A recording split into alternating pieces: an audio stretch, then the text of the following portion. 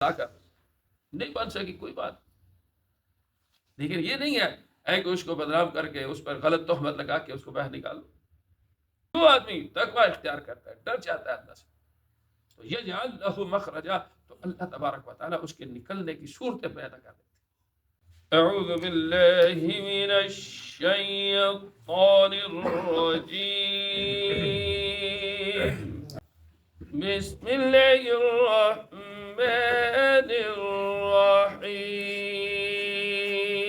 فَإِذَا بَلَغْنَ أَجَلَهُنَّ فَأَمْسِكُوهُنَّ بِمَعْرُوفٍ أَوْ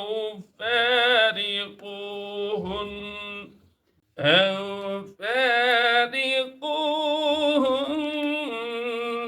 بمعروف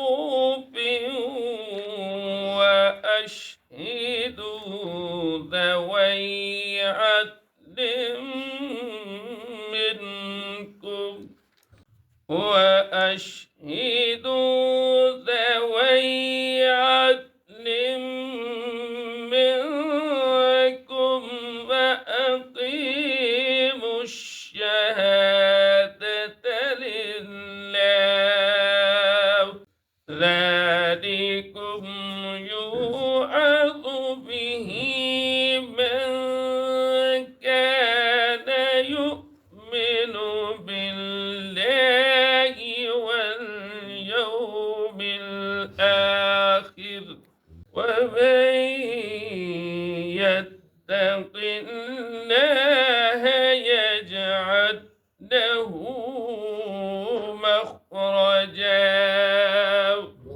فَإِذَا بَلَغْنَا، اور جس وقت وہ پہنچ جائے عورتیں اجلہن، اپنی عدت کے قریب، فَأَمْسِكُوهُنَّ، بس بند رکھو ان کو، بمعروف، اچھے طریقے سے، او فارقوهن، یہ جدا کر دو ان کو، بمعروف، اچھے طریقے سے، وَأَشْهِدُوا، اور گواہ کر لو، ذوی عدل، دو صاحب عدل، منکم، تم میں سے، وَأَقِیمُوا الشَّهَادَةَ، اور درست کر لو، قائم کر لو گواہی کو، للہ، اللہ کے، ذالکم، یہ یوعظ بہ، نصیحت کی جاتی ہے، من، اس شخص کو، کان یؤمن باللہ، جو ایمان لاتا ہے اللہ پر، والیوم الآخر، اور آخرت کے دن پر، ومن یتق اللہ، اور جو آدمی تقوی اختیار کرتا ہے، ڈرتا ہے اللہ سے، یجعل لہ،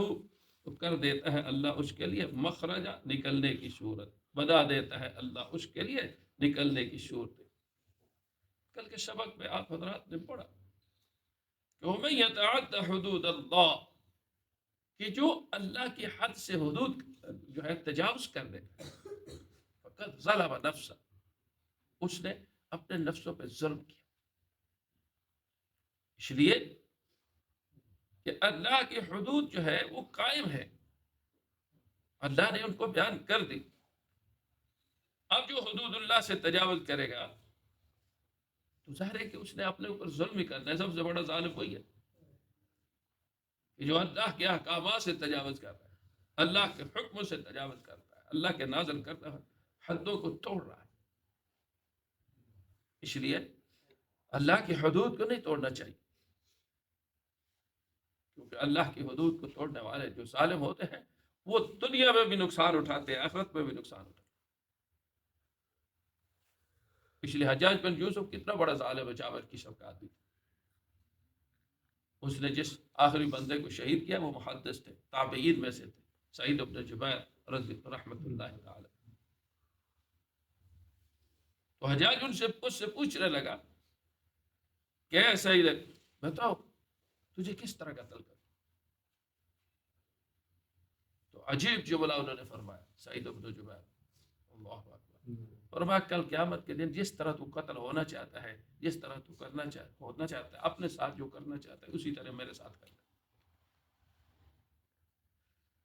ٹھیک ہے، اقتدار تمہارے پاس ہے، سب کچھ تیرے پاس ہے، لیکن کل قیامت کا دن تو آئے گا نا، تو اللہ کے سامنے جو ہے جو کچھ تو دنیا میں کر کے جا رہا ہے اس کا بدلہ دینا پڑے گا. تو تاریخ کی کتابوں میں لکھا ہے کہ حجاج بن یوسف کو ایسی بیماری لگ گئی کہ اس کے بدن میں کیڑے پڑ گئے. یہ ہے فقط ظالم نفس کہ اس نے اپنے نفس سے ظلم کیا، دنیا کے اعتبار سے بھی اور آخرت کے اعتبار سے بھی. اس لیے اللہ کی حدود کو جو ہے پھلانگنا نہیں چاہیے، اس سے تجاوز نہیں کرنا چاہیے. اور اسی طریقے سے نکاح میں بھی، طلاق میں بھی اللہ کی حدود ہیں، ان حدود کو باقی رکھنا چاہیے، ان سے تجاوز نہیں کرنا چاہیے. جو آدمی تجاوز کرتا ہے وہ ظاہری طور پر تو سمجھ رہا ہوتا ہے کہ میں اپنی بیوی پہ ظلم کر رہا ہوں، لیکن وہ اپنے اوپر ظلم کر رہا ہوتا ہے.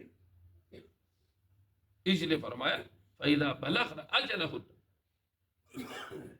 کہ جب وہ پہنچ جائے عدت کے قریب، عدت ختم ہونے کے قریب ہو جائے، تو فَأَمْسِكُوهُنَّ بِالْمَعْرُوفِ، تو عدت کے دوران جو ہے ان کو اچھی طریقے سے رکھو.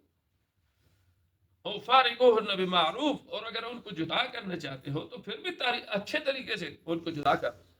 نہیں بن سکی کوئی بات، لیکن یہ نہیں ہے کہ اس کو بدنام کر کے اس پر غلط تہمت لگا کے اس کو باہر نکالو. ٹھیک ہے، انسانی فطرت ہے، بس اوقات جو ہے نبھا نہیں ہو سکتا تو کوئی بات نہیں، لیکن اس کو بدنام کرنا یا اس کے جو ہے برائیاں بیان کرنا یا اس کی غیبت کرنا، یہ کہاں کا انصاف ہے. اسی لیے فرمایا او فارقوهن بمعروف، کہ جدا کرو تو ان کو اچھے طریقے سے جدا کر. اور پھر اس جدائی پر وَأَشْهِدُوا ذَوَيْ عَدْلٍ مِنْكُمْ، گواہ بھی بنا لو، دو عادل گواہ ہوں، تاکہ بعد میں جو ہے معاملات جو ہے تمہارے اگر بڑھ جائیں تو پھر اس کے لیے تمہارے پاس گواہ تو ہوں. طلاق دینے پر گواہ نہیں ہے، لیکن جب جدائی ہو رہی ہے تو اس پر جو ہے گواہی پیش کی جائے اور گواہ بنا لیا جائے، تاکہ آگے معاملہ ختم ہو چکے ہوں، پھر دوبارہ جو ہے نئے سرے سے جو ہے وہ کیس جو ہے نہ چلے. اور فرمایا واقعی الشہادۃ للہ، اور گواہ بنا اللہ کے لیے، اور صحیح گواہی دینی چاہیے، یہ نہیں ہے کہ غلط گواہی. فرمایا یہ جو حکم ہے نا، یوعظ بہ، اس کے ساتھ نصیحت کی جاتی ہے. کس کو؟ من کان یؤمن باللہ والیوم الآخر، جو آدمی جو ہے ایمان لاتا ہے اللہ پر اور آخرت کے دن پر ایمان لاتا ہے، یہ اس کو نصیحت کی جا رہی کہ اگر رکھنا ہے تو اچھے طریقے سے رکھو، اور اگر جدا کرنا ہے تو اس کو بھی اچھے طریقے سے جدا کرو. فرمایا ومن یتق اللہ، کہ جو آدمی تقوی اختیار کرتا ہے، ڈر جاتا ہے اللہ سے، تو یجعل لہ مخرجا، تو اللہ تبارک و تعالیٰ اس کے نکلنے کی صورتیں پیدا کر دیتے دنیا کے اعتبار سے بھی. اب آپ دیکھ لیں کہ تقوی کی دولت سے، تقوی کی جو ہے نعمت پر عمل کیا حضرت یوسف علیہ السلام، تو دروازے بند ہیں، اور زلیخا جو ہے گناہ کی دعوت دے رہی. ٹھیک ہے، اللہ کے نبی ہے حضرت یوسف علیہ السلام. اب جہاں تقوی اختیار کیا اور اپنی بساط کے مطابق کوشش کی ہے کہ اس سے بچ جائے، اور دوڑے ہیں کس کی طرف؟ توازوں کی طرف، تو دروازے کھلتے گئے خود بخود. یجعل لہ مخرجا، کہ اللہ تبارک و تعالیٰ اس کے لیے نکلنے کی صورتیں پیدا کر دیتے ہیں. اسی لیے جو آدمی گناہ سے بچنا چاہتا ہے، اللہ اس کو گناہ سے بچانے کی صورتیں جو ہے خود بخود اس کے ذہن میں بھی ڈال دیتے ہیں اور اس کے لیے اسباب مہیا فرما دیتے ہیں. شرط یہ ہے کہ کوئی گناہ سے بچنا چاہے تو. اگر کوئی آدمی بچنا چاہے، اب تو اللہ معاف فرمائے، اللہ معاف فرمائے، گناہ کو گناہ ہی نہیں سمجھا جا رہا. اس لیے گناہ کے 3 درجات مفسرین نے لکھے. ایک تغابی ہے، تغابی کا مطلب یہ ہے کہ گناہ کو گناہ سمجھ کر وہ کر رہا ہے، غلطی سمجھ رہا ہے کہ میرے سے غلطی ہو رہی ہے، اب میں غلط کر رہا ہوں. اور دوسرا کیا ہے؟ انہماک، کہ گناہ تو گناہ کر رہے اور گناہ پہ جرت کر رہے، اللہ کی نافرمانی پہ جرت کر رہا ہے، تو اس کو کہتے ہیں انہماک. اور تیسرا یہ ہوتا ہے کہ گناہ کو ثواب سمجھ کر، درست سمجھ کر وہ کر رہا ہوتا ہے کہ میں تو یہ ٹھیک کر رہا ہوں. ہے گناہ لیکن اس کو ٹھیک سمجھ کر رہا ہے کہ میں ٹھیک کر رہا ہوں. اس کے لیے تو پھر بہت بڑا عذاب ہے. آج دیکھ لو کہ ایک آدمی جو ہے وہ ناپتول میں کبھی کر رہا ہے، لیکن وہ یہ کہہ رہا ہے کہ میں نے دوسرے کو چکر دیا، میں نے دوسرے کو جو ہے اس سے پیسے لینے کے لیے اس کو چکر دے دیا. اب یہ اس گناہ کو کیا کر رہا ہے؟ درست سمجھ رہا ہے. رشوت لینے والا رشوت بھی لے رہا ہے اور کہہ رہا ہے یہ تو میرا جو ہے میرا اپنا کرتب ہے، یہ میرا اپنی کمائی ہے. اس طرح خیانت کرنے والا تو گویا کہ آپ یہ ہے کہ جو آدمی گناہ کر رہا ہے، کبیرہ کا ارتکاب بھی کر رہا ہے اور اس کو درست سمجھ رہا ہے، تو اس کو لیے تو توبہ کی توفیق نہیں آتی، اس کو نکلنے کی صورت نہیں پیدا ہو سکتی. اس لیے فرمایا کہ جو پہلے دو طبقے ہیں تغابی اور انحماق، ان کو تو قرآن کہتا ہے کہ یہ مومن ہے، اسلام میں داخل ہیں. اور جو تیسرے والا ہے قرآن کہتا ہے کہ یہ مومن نہیں ہے، یہ جو ہے کسی اور جگہ چلے گئے.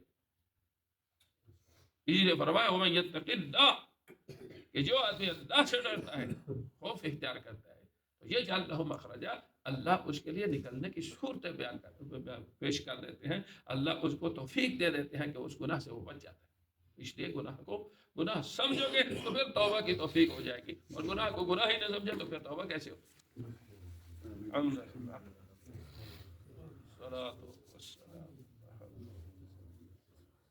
اللهم صل على محمد وعلى آل سيدنا ومولانا عبدك ورسولك، صل على المؤمنين والمؤمنات.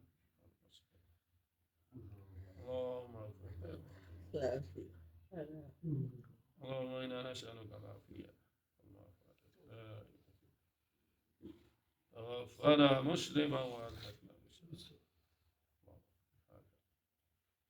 اللهم اشف مرضانا ومرضى المسلمين، اذهب البأس رب الناس، واشف أنت شافي لا شفاء إلا شفاء. اللهم إنا نعوذ بك من الهم ونعوذ بك من الجبن والكسل والبخل وقهر الرجال. اللهم لا تسلط علينا ربنا آتنا أجمعين برحمتك.